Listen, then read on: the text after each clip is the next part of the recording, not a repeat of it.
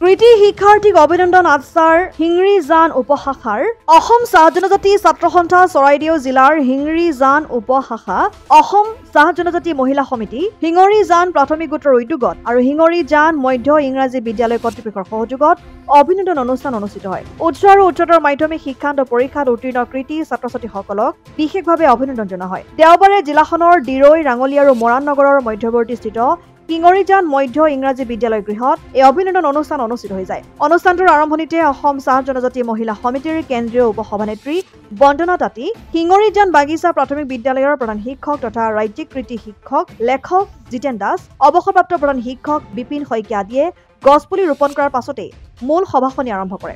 বিভিন্ন দল সংগঠনৰ বিষয়ববীয়াৰ লগতে আটছাৰ কেইবাগৰাকীও বিষয়ববীয়া উপস্থিত থাকে। অঞ্চলটোৰ মুঠ 40 গৰাকী কৃতি শিক্ষাৰ্থীক অভিনন্দন জ্ঞাপন কৰাৰ পাছতেই অসম সংগীত পৰিৱেশনেৰে অনুষ্ঠানটিৰ সামৰণি মৰা হয়।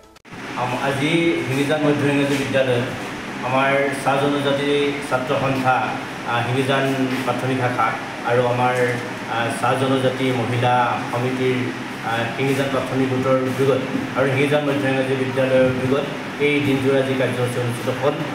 আমাৰ বিগত 2023 আৰু 24 বৰ্ষৰ যি মেট্ৰিক আৰু হাই ছেকেণ্ডেৰী পৰীক্ষাৰ উত্তীৰ্ণ যিসকল ছাত্ৰ ছাত্ৰী সেইসকলক লৈ পেলাই ইয়াত অভিনন্দন জ্ঞাপন এটা অনুষ্ঠান অনুষ্ঠিত হ'ল। আমাৰ ঠিক ৰাতিপুৱা 9:30মান বজাৰ পৰা কাৰ্যসূচী অনুষ্ঠিত হৈছে। ইয়াতে বৃক্ষৰোপণৰ কাৰ্যসূচী অনুষ্ঠিত হ'ল। ইয়াতে আমাৰ ঝুমুৰ নৃত্য পৰিৱেশন কৰা হৈছে আৰু কবিতা আবৃত্তিৰ ইয়াতো কৰা হৈছে ছাত্ৰ ছাত্ৰীসকলৰ মাজত।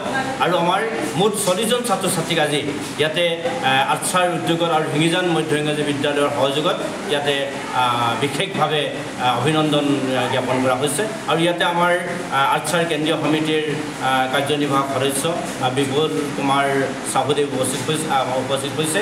আমাৰ মামৰা উপশাখাৰ সভাপতি সম্পাদক এই দুজনো ইয়াত উপস্থিত হৈছে।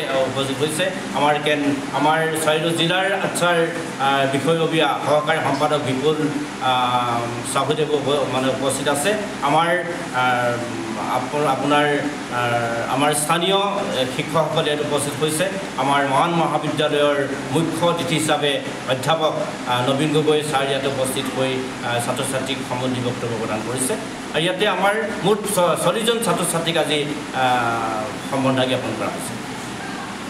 মথুৰাপুৰৰ পৰা ইছলাম আহমেদৰ ৰিপৰ্ট, অসম আদিত্য। NKS হুণ্ডাইলৈ স্বাগতম।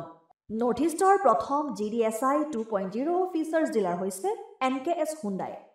অত্যাধুনিক সা সুবিধাৰে তৈয়াৰী মষ্ট আপডেটেড হুণ্ডাই ডিলাৰ এতিয়া ডিব্ৰুগড়ত।